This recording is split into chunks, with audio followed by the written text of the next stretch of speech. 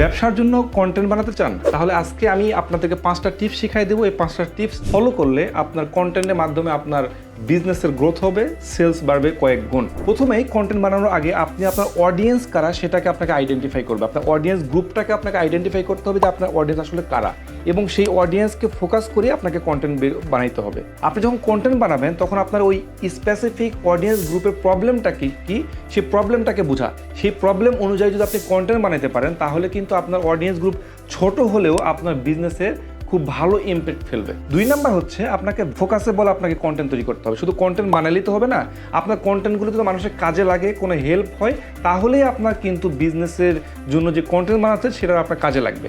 Otherwise কিন্তু কোনো কাজে লাগবে না। শুধু মাত্র প্রমোশনাল ভিডিও করার জন্য, সেলস বাড়ানোর জন্য যদি আপনি কন্টেন্ট বানান তাহলে আপনার বিজনেস কখনোই গ্রোথ হবে না। আপনি ডিরেক্টলি সেলস করতে চাইলে সেলস হবে না।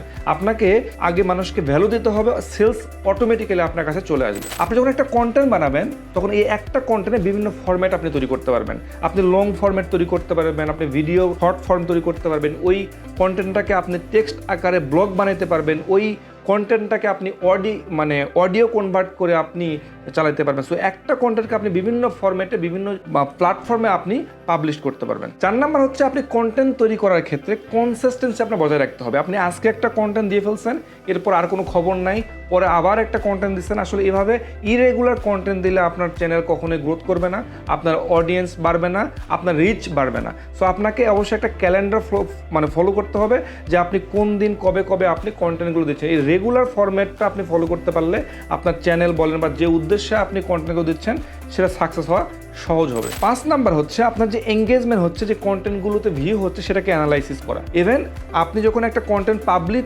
পাবলিশ করতেছেন এরপরেই কিন্তু আপনার কাজ শেষ হয়ে যায়, এরপরে আপনার কাজ শুরু হয়ে যায়। মূলত আপনাকে পোস্টে কেউ কমেন্ট করলে সেটা অ্যান্সার করা, বিভিন্ন আপনাকে কোশ্চিনের অ্যারাইজ করা, তারপরে আপনাকে বিভিন্ন পুল তৈরি করে দেওয়া, এসবের মাধ্যমে কিন্তু আপনার কাস্টমারের সাথে এঙ্গেজমেন্টটা অনেক বেড়ে যায়। এটার ফলে আপনার বিজনেসে বা চ্যানেলটারে আপনার গ্রোথ অনেক বেশি হবে। সো আপনার বিজনেসও সেলস কয়েক গুণ বেড়ে যাবে। Thank you.